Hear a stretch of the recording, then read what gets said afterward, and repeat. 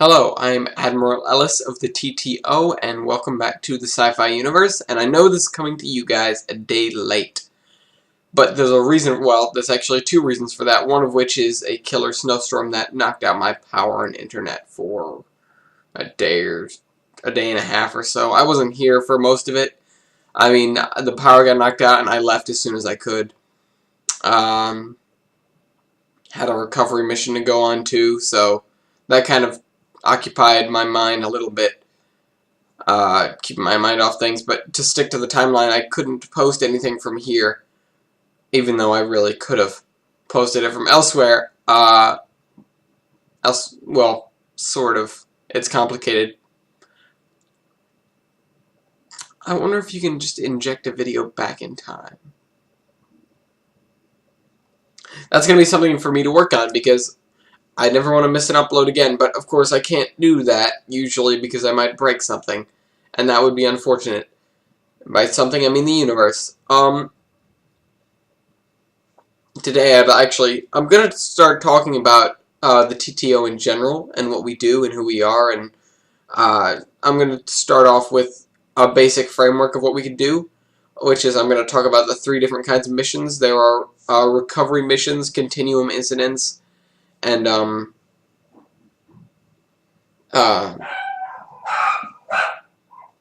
dear, and restoration. What's the word? Restoration missions. A recovery mission is when a TTO ship or any kind of ship or person that we want to acquire goes down or reaches the end of its operational lifespan, because that's when we start collecting things. We don't come into the middle of a timeline and pull them out. So if they can't complete the rest of their life, we come in when they're on their deathbed and save their life and replace them with a lifeless corpse that looks exactly like them. Actually, it's a Flash clone.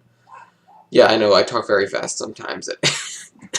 It's something I need to get away from, because just about the only person who can understand me is the Doctor, and he usually has all the good ideas before I do. But, yeah, there's that. There's the recovery mission. An example of which is when a UNSC frigate, such as the one in the background here, take a look, like that one, went down. It was the UNSC Carson. It's not really an important ship, but we acquired it just because we need some smaller ships for our fleet. It was shot down during the Battle for Mabel's during the Second Unseen Time War, which is something I can talk about a lot later. And it was pushed back into its own time vortex, and when that happens, it can basically drop out anywhere, except gravity has an effect, but it's not necessarily the gravity of objects, it's the gravity of situations. There is a person who we acquired from that recovery mission that ends up not only saving my life, but potentially saving the entire universe. Depending on what would have happened. His name is Nicholas Terhold, and he ends up being my apprentice. But that's a story for another day. So that's a recovery mission. You go, well, I didn't really explain it. The ship crash landed on the planet, and most, if not all of most of the crew were KIA. But when you die in the TTO, your body will call out to be transported back. Although we don't know where it came from, because it's just the body itself doing it, and not us pinging you to see if you're dead or not. I know it's a confusing thing to get a grasp on, but it's just the way things work around there. Nothing straightforward. But the ship crashed, and we had to go get it back. So we sent 2 ships to patch it up and make it flight capable, I guess is the word. And then we took it back, along with Mr. Terhold, who actually he's 12 years old. So I guess I can just call him Nick. I call him Nick anyways. But I lost my train of thought. Yeah, that's that. We took the ship, we were able to recover the ship and a person, which is why it's called a recovery mission. The other kind of mission, the second kind of mission, is a continuum incident. And that is when something gets screwed up, and we take note of it, log it, and, well, first of all, we backdate those logs, literally. We send them back in time, so that we cannot cause a paradox. We just make a loop, which is fine, it's just confusing. And then someone has to go back shortly before the incident and stop it from happening. That's how a continuum incident is resolved. Now, if for whatever reason we cannot get back before it, as in it's too great of a change or something, what we have to do is the third kind of mission.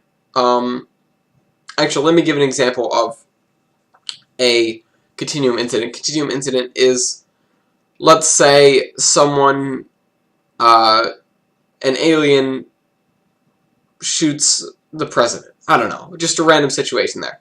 But, of course, a time-traveling alien shoots the president. I know it sounds ridiculous, but it's what I deal with all the time. Not that specific case scenario, but something very similar.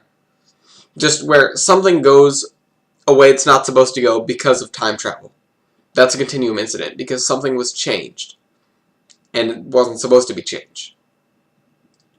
So we'd have to go back and either imprison or kill or stop in some kind of way. We need to stop that time-traveling alien from killing the president, and so that way the president never dies. And the trick to that is, well, now I've created a paradox, and we're supposed to stop paradoxes. No,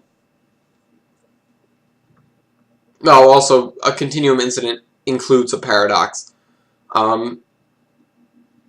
Maybe we need to restructure the way missions work around there. I'm going to, maybe like next week or something, I'm drawing up a proposal to redo all of the mission names and how things work. I'll tell you how that goes over. I don't know. I mean, I'm a little high up there, so they may or may not pay attention to it. But I hope they do, because things are getting awfully confusing now that we cover more and more stuff. We're even starting to dabble in, like, other universes, almost. We're working on a successful multiverse device, but it's not going so well. We made some bridges, and we made some bridges by accident. And we may have destroyed a universe that, fortunately, had nothing in it. But yeah, there's that. Hold on. Third kind of mission. Did I finish the second? I don't even know. I don't even know. Oh yeah, continuum incident, and then there's a paradox. Those are all in the same category. Oh yeah. Oh no, well, we've created a paradox because of fixing the continuum incident. It would have never happened, so we would have never had to fix it, so it would have happened, so we would have had to fix it. So it would have never happened, and so on and so forth. So what we do is we send back our logs. We throw them back in time to before the continuum incident happened, so that we know that we have to go there and stop this incident before it even starts, and then therefore send our logs back. Simple enough. So we know about stuff before it happens. The second time around. That's just a fixed timeline. No one actually lives through that. People live through the first iteration, unless they're not there, then they live through the second iteration. Time travel gets very, very confusing, and I can explain more of it later. But that's what we're based around, so it's kind of a priority to know what you're dealing with. It's like if you worked at Caterpillar, the machinery corporation for construction, and you didn't know how to drive a front loader. It would be terrible. You wouldn't know what the hell you were doing. You would just be sitting there, like, pounding away, not sure what you were actually doing. I'm sure there are actually people like that, which is kind of sad to think about. The mindless drones of society. The third kind of mission is a restoration mission, and that is when a continuum incident is too far gone for us to go behind it and stop it from happening. What we have to do is we have to send someone in to forcibly reverse the change while still moving forward in time. An example of this is there was a continuum incident in a star system that I don't remember the name of. I'm not sure if it has a name. But what happened was I was dispatched to help with this, and trust me, there are like dozens of continuum incidents per day. So me being dispatched to a lot of them is not uncommon. And for whatever reason, the time vortex was getting too difficult to handle, and we had to drop out after the fact instead of before the event and stop it. So what we ended up having to do was, this freighter was shot down, and the freighter was going to a destination where it would pick up a passenger, actually multiple destinations to pick up multiple passengers, and then bring them back to a one place to convene and actually start a revolution. And what we had to do at that point was, I had to go in manually and pick up those people and bring them to the destination, instead of stopping the ship from attacking the freighter and letting the freighter go about its course. And unfortunately, someone was killed. The pilot of the freighter was killed, so the universe was slightly altered, but we try to get things as close as we can, and we're not perfect, so that's that. That's what we do. Nobody's perfect. Especially humans. Gotta rag on my own race. I can't rag on anyone else's, or else it'll be racism. Or speciesism, or whatever you want to call it. Yeah. Would it be speciesism? Can we, I mean, I guess you can only be speciesist against sentient species? Because you can't say, oh, I hate dogs so much, and people will be like, oh, you're a terrible person. But, I mean, people won't think of you necessarily that way if you say, oh, I hate dogs so much. Of course, if you say something like, oh, I hate black people, that's terrible, that's racism, that's wrong. You know, that's, of course, and then I hate Silurians because they're ugly. No, that's speciesism, or racism, or whatever you want to call it. It's still wrong because you're hating them just because they are, instead of what they do. You should not hate wholes because of an individual. You should hate the individual and kill them.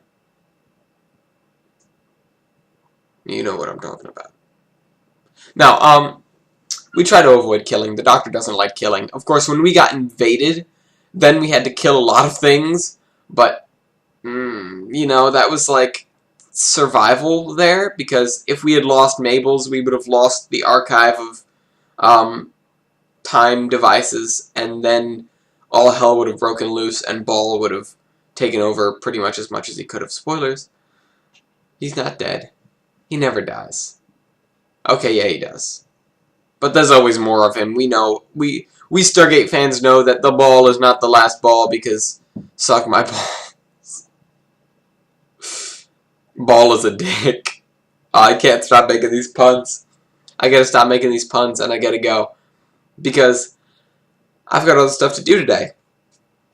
So, of course, like, comment, subscribe. Shoot me an email if you have a question. And, keep looking at the stars.